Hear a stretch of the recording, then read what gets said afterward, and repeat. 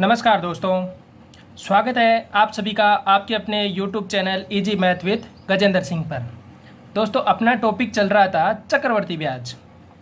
इसमें मैंने आपको चक्रवर्ती ब्याज निकालना, चक्रवर्ती ब्याज दे रखा हो तो मूलधन निकालना, दर निकालना, समय निकालना हमने कर लिया। हमने कहा कि जब ब्याज की शर्त अर्धवार्षिक हो तो वह भी हमने कर लिया, त्रैमासिक शर्त वाला भी हमने कर लिया और चतुर्मासिक शर्त वाला भी हमने टॉपिक समझ लिया। अगर आप तक आपने वो वीडियो नहीं देखे हैं तो पीछे अपने चैनल पे जाके पहले वो वीडियो देख लें और इस वीडियो को आप पूरा ज़रूर देखें, क्योंकि स्किप करने के बाद समझ में नहीं आएगा। तो आज मैं चर्चा करूंगा, जब ब्याज की गणना द्विमाही को मतलब 2 महीने से गणना करनी हो या ब्याज की गणना पंचमाही हो, तो जो भी 5 माह, 7 माह, 10 माह हो, उन आज सब का मैं आपको ट्रिक बता दूंगा, जिससे आपके चक्रवर्ती ब्याज का कोई भी कंसेप्ट, कैसा भी सवाल हो, आप आसानी से हल कर लेंगे। तो आज की सवाल की शुरुआत यहीं से करते हैं। आप देखते हैं, पहले सवाल से मैं आपको समझाना शुरू कर रहा हूँ। मैं कह रहा हूँ कि 1000 रुपये की राशि आपने किसी को उधार दी और उधार देते टाइम आपने उसे कह दिया कि भाई दर लगेगी, जो देख ले 24% की दर लगेगी, दर 24% की लगेगी और 4 महीने के लिए आपने उधार दी और शर्त आपने डाल दी, शर्त है द्विमासिक, मतलब चक्रवर्ती ब्याज की गणना क्या करेंगे, 2 महीने से करेंगे। तो मैंने आपको पहले भी समझाया कि ये जो दर दे रखी होती है ये होती है 12 महीने की दर। तो हम कहेंगे 12 महीने की दर क्या है, 24। तो मुझे तो द्विमासिक शर्त दी है, मतलब 2 महीने की दर निकालेंगे। तो यहाँ से आप 2 महीने की दर निकालोगे तो इसमें 6 का भाग दिया तो इसमें भी 6 का भाग दे दो और ये बार जाएगा 4 बार। तो दर कितनी आ गई, 4%। अब दर 4% आ गई तो यहाँ पे देखो समय में भी हमें 6 का भाग देना पड़ेगा। अब देखो ये क्या है, 6 से गुणा करोगे, इसमें 6 का भाग दिया है तो इसको क्या करोगे, 6 से गुणा। 6 से गुणा करने के बाद ये क्या होगा, ये महीने में है, पहले इसे क्या बनेंगे, वर्ष में बदलेंगे। तो 4/12 कर दिया मैंने और इसे गुणा क्या कर दूंगा मैं, 6 से। तो मुझे क्या मिलेगा, यहाँ से 2 बार, ये हो गया 2। अब आपको गणना किस हिसाब से करनी है, 4% की दर ले लेनी है और समय की जगह मेरे को क्या मान लेना है, 2 वर्ष मान लेना है और गणना कर लेनी है चक्रवर्ती ब्याज की। तो 2 वर्ष के लिए मैंने आपको पहले ही बताया था क्या होगा, 2:1 का। तो हम 10,000 का पहले 1000 रुपये का 4% निकालेंगे तो यहाँ से आपको मिलेगा 40। तो आपने 40 यहाँ लिख दिया। फिर आप 40 का 4% निकालोगे तो वो मिलेगा आपको 16/10 मतलब 1.6। तो वो आप यहाँ लिख दोगे 1.6। तो इन्हें टोटल करेंगे तो 40 और 1.6 41.6, जो ये अपना क्या है, फाइनल आंसर है। तो अगर 2 महीने की शर्त हो तो दर में 6 से गुणा, दर में 6 का भाग देना है और समय को 6 से गुणा करना है।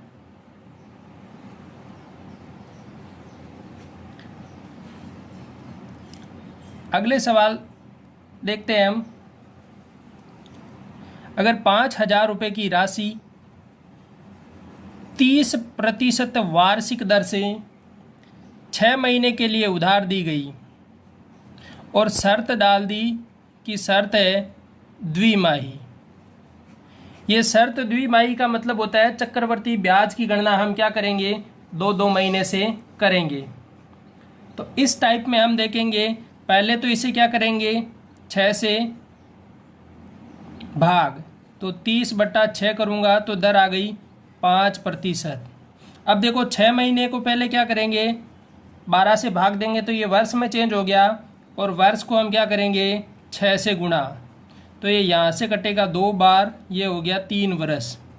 तो नया सवाल बन गया, 5,000 रुपये की राशि 5% की दर से 3 वर्ष का चक्रवर्ती ब्याज निकालना है।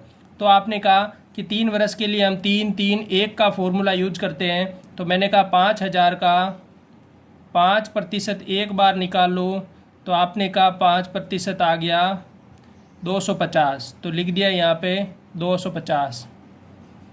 फिर 250 का 5% निकाला तो ये मिल गया आपको 12.5, तो आपने लिख दिया 12.5। फिर आगे 12.5 का 5% निकाला तो ये हो गया 625/2, जीरो तो है और एक पहले का जीरो है, तो ये आ गया 6.25, तो 0.625 आ गया। तो ये लिख दिया आपने 0.625। अब आपको इसको गुणा करके लिखना है। तो देखो 250 को 3 से गुणा 750, 12.5 को 3 से गुणा तो 37.5 और 0.625, फाइनल आंसर आएगा 5, 2, 6 और 5 11, 1 7 और 1 8, 5 और 3 8 और ये 7, तो 788.125 ये क्या आ गया, चक्रवर्ती ब्याज आ गया फाइनल।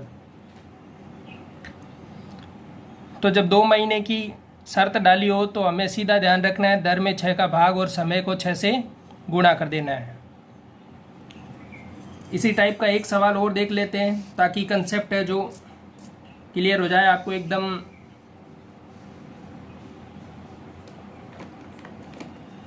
देखो सवाल में दे रहा हूँ आपको कि एक 10,000 रुपये की राशि आपने किसी को उधार दी और उधार देते टाइम उसे कहा कि जो दर है मैं क्या लूँगा, 60% वार्षिक दर है, और समय आपने दे दिया उसको कि 8 महीने का समय है तेरे पास, और शर्त डाल दी कि शर्त तो वही द्विमाही है। तो द्विमाही शर्त के लिए पहले दर में 6 का भाग, तो दर आ गई 10%, समय को 8/12 करेंगे, फिर 6 से गुणा तो 6 का भाग 2 बार और 2 से ये 4 बार, तो 4 बरस। अब फाइनल है 10,000 का 10% 4 बार निकालना है। तो 4 के लिए मैंने फॉर्मूला बताया था 4 6 4 1, ये फॉर्मूले आपको याद कर लेने। चक्रवर्ती ब्याज के लिए बहुत आसानी रहेगी, मैंने ट्रिक भी बता दी है कैसे निकाला जाता है। अब देखो आगे 10,000 का पहले मैं 10% निकालूंगा, 10 का मतलब 1/10, मतलब एक एक जीरो काटते जाओ, तो यहाँ तो मिलेगा 1000, ये मिलेगा 100, ये मिलेगा 10 और ये मिलेगा 1।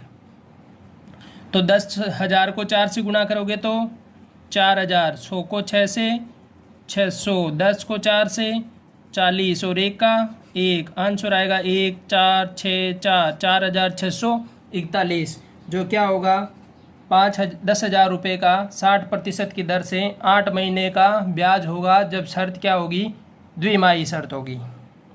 तो दोस्तों आशा है कि द्विमाही का कंसेप्ट आपको बिल्कुल समझ में आ गया होगा। अगर जिसको समझ में आया है तो वो लाइक कर दें वीडियो को और अपने दोस्तों के साथ भी ज़रूर शेयर कर दो। अब अगर आप नए हो तो चैनल को सब्सक्राइब भी कर लो जल्दी से।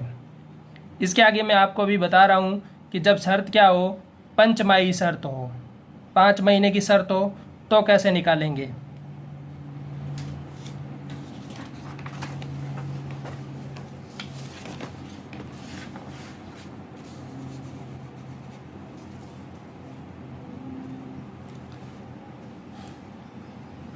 अब देखो शर्त क्या ले रहा हूँ मैं, शर्त है